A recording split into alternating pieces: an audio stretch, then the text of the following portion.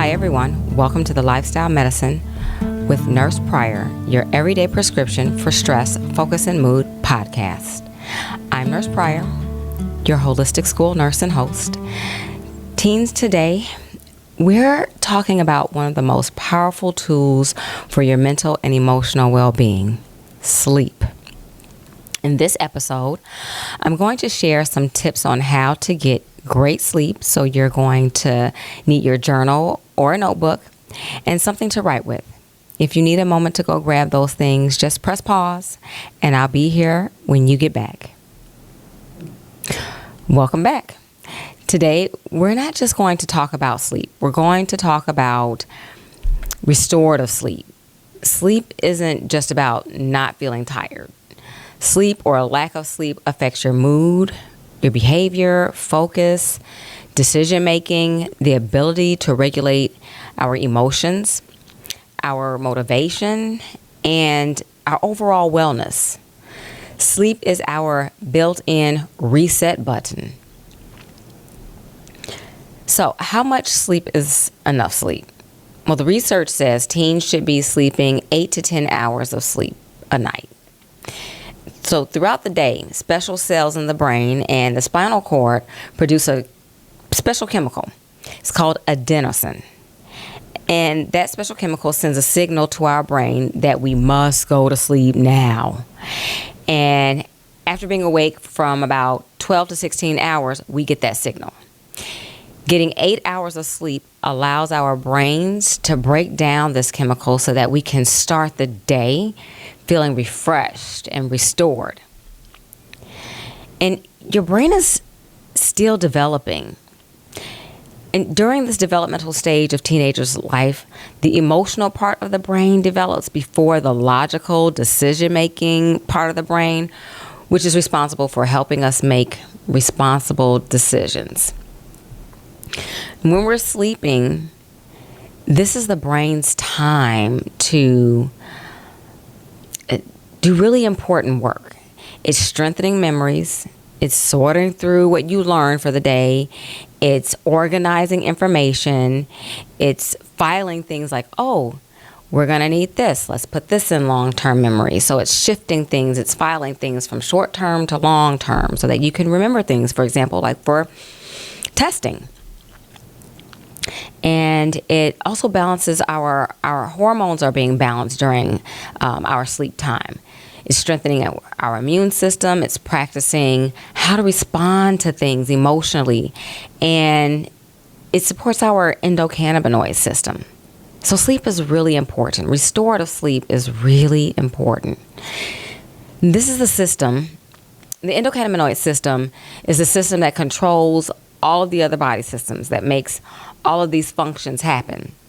And the ECS's job, that's what we'll call it from here on out, is to maintain balance or wellness in the body. And without enough sleep, all of this gets interrupted. A rested brain is calmer, clearer, more focused, and better at problem solving. And when these actions get interrupted, we may feel easily irritated and frustrated. We may overthink things. It may be difficult to focus in class. We may have mood swings, feel unmotivated, anxious, or overwhelmed. We can even wake up feeling tired after we finally get a full night of sleep. When we're sleep deprived, meaning not getting enough sleep, the emotional part of the brain becomes more reactive, making it difficult for us to think things through. And unfortunately, we can't catch up on the sleep. Regardless of popular belief, we really can't catch up on the sleep on the weekends by just sleeping in. We can only develop healthier sleeping habits and begin to feel rested over time.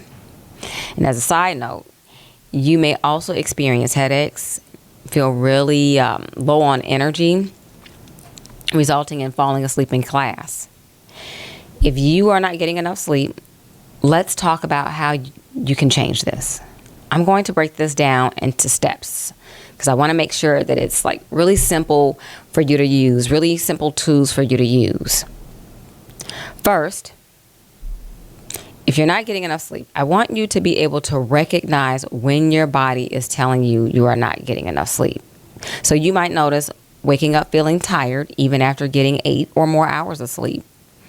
You may find that you're having trouble focusing in class, feeling motivated, not just in class, but in your daily life. You may have mood swings, easily irritated and annoyed, making impulsive decisions, headaches, falling asleep in class, or needing a nap immediately after school. Okay, so let's move on to the next step. Being aware of what typically affects a teen's sleep. So I know this is one that you hear all the time, but it's true. Exposure to blue light from devices and too much brain stimulation through late night scrolling. We are all guilty of this. One more episode. Okay, that episode's over. Ooh, that was good. One more episode. And then another episode. And the next thing you know, you are up till 1 a.m. And then there's the group chats that are buzzing up until 1 a.m. And then maybe you're stressing and overthinking conversations that you had throughout the day or maybe the week. Maybe you're starting homework too late. Or maybe you're drinking caffeine later in the day. Or worrying about school or relationships. Not getting enough, or maybe not getting enough daylight exposure. The daylight suppresses melatonin, meaning it prevents melatonin from being released. And melatonin is a chemical that makes us sleepy. It doesn't make us go to sleep, but it makes us sleepy. It brings on that sleep pressure so that we are ready to go to sleep at night. And I know you won't be able to change all of these things overnight, but you can start with small changes. All right, so next I want to share with you some helpful tools to improve your sleep. And these are some of the small changes that you can start with. Get out in the sunlight during the day whenever possible, especially in the morning. Just a few minutes. This suppresses melatonin so that we're alert during the daytime. And move your body during the day. Movement increases deep sleep.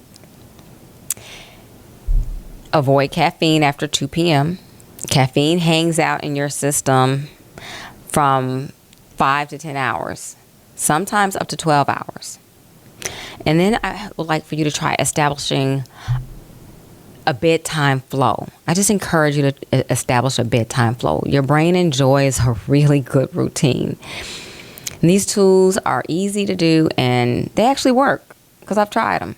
I've been where you are if you're not getting enough sleep. Next, I invite you to create a settle down routine. It'll take you about maybe like 20 to 30 minutes before you get ready to go to bed. And this settle down routine tells your brain that it's safe to rest. And so here are some ideas. A warm shower or bath. Gentle, slow, deep breathing. Gentle stretching. Maybe journaling your thoughts. Journaling them out, getting them out of your head and placing them into a journal helps you to relax. Reading. Find something relaxing to read. I found that doing word searches are also helpful. You don't want to read anything that's going to really excite you, or you want to read something that's relaxing. Reduce screen time 30 to 60 minutes. I'm going to say it again. Reduce the screen time 30 to 60 minutes before bed. The lights on our devices tricks the brain into staying awake. But if you must be on your phone, if you must use your phone, turn on night mode, blue light filter, or low brightness. And I encourage you to get into the practice of including reduced screen time into your settle down flow.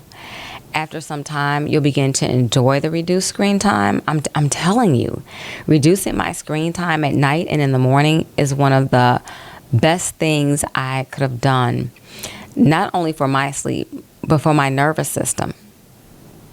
Okay, I'm going to leave this here. I'm not going to harp on it, and I'm just going to let it marinate for you. Let's move on. The next tool is to keep your sleep schedule consistent. I really invite you to do this. Try waking up around the same time every day, even on the weekends, whenever possible, and going to bed at the same time. Remember, your brain loves a good routine. Keep your bedroom cool, dark, and quiet. Not like, can I hear a pin drop quiet, because that's not always realistic, but reasonably quiet. Your sleep environment really does matter. As far as keeping your sleep environment dark, my teen, Elijah, sleeps wearing a sleep mask. And you can find a quality, inexpensive sleep mask online. I wear one also, and it's the best. To me, it's one of the best things. And then the cool temperature. The body likes cool temperatures at bedtime, and cozy blankets if you need to cover up during the night. Okay, so I have invited my teen, Elijah, to join us for a moment. And I just want to ask him one question that might help you establish a good bedtime flow and help you get some sleep. So, Elijah, can you share with us one small change that you've made that has improved your sleep? One change. If you have more, that's fine too. I started going to bed at like 7 or 8 o'clock, and that helped me out a lot. And if I was going to be on my phone, what I would do is put the brightness on low and just turn down the volume and close my eyes to try and go to sleep. And sometimes, like you said, I put the sleep mask on. Yeah. Okay, thank you for sharing that. I hope those tips help someone. Okay, so to close out, I am going to share a breath practice that I use to get to sleep at night. It is like, it's the best. When I use this breath practice, I fall asleep within like minutes actually. And this is called the 4-7-8 breath practice. It really is my go-to to go to sleep. So I'll explain, and then if you like, you can practice along. If parents are listening, I do not recommend using this sleep practice with younger children, but middle school and high school is fine, because it requires holding the breath. So use your best judgment. So it's called the 4-7-8, and it was created by Dr. Weiler.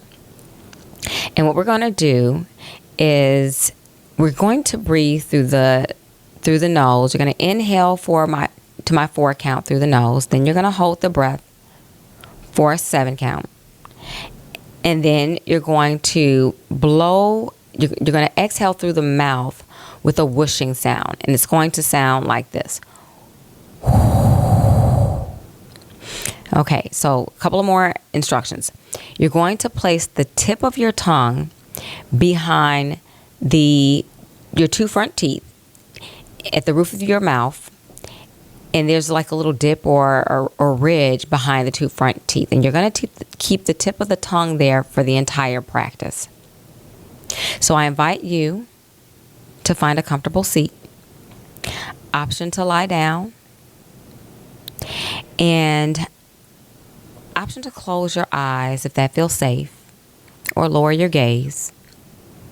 Relax your shoulders, relax your jaw, relax your face, and place the tip of your tongue just behind the 2 front teeth in that ridge at the roof of your mouth, and keep it there for the entire practice, even during the whooshing sound. And I will count for you. I will do the 4 count, the 7 count, and the 8 count. And so inhale through the nose for 4, hold the breath for 7, and exhale, making a whooshing sound out of your mouth for an 8 count.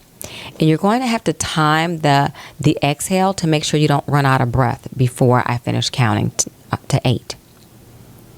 Okay, let's begin. Tongue in place. Inhale, 1, 2, 3, 4. Hold, 1, 2, 3, 4, 5, 6, 7.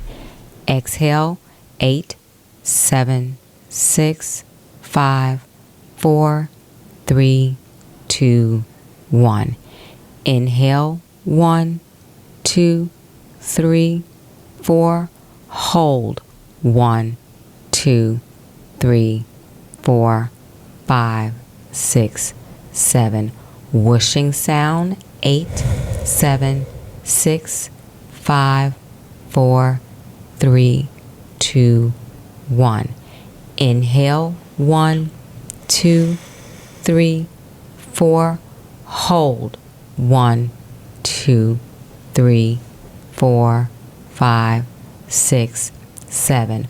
Whooshing out of the mouth, 8, 7, 6, 5, 4, 3, 2, 1.